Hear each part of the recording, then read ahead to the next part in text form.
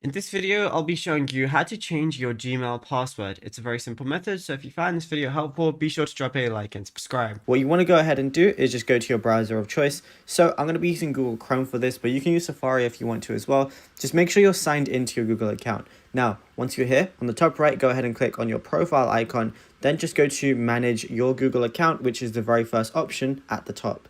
So go ahead and click on that. Once you do, you're going to be brought over to the settings page.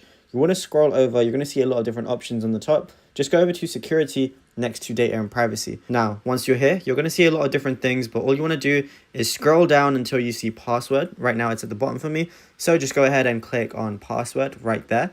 Now it's going to verify that it's you. You can use a pass key if you have one. For example, I do. It's just for more security.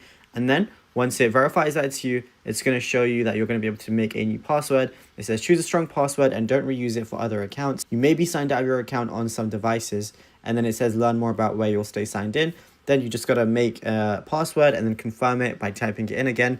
It says use at least 8 characters. Don't use a password from another site or something too obvious like your pet's name. This is because it's going to be very easy if, any hacker or something tries to get into your account. If you have something very recognizable or something that's really, really known to you, then it's going to be a lot easier, which is obviously something you don't want to do. So once you make your password, all you got to do is press change password on the bottom, then you'll be good to go.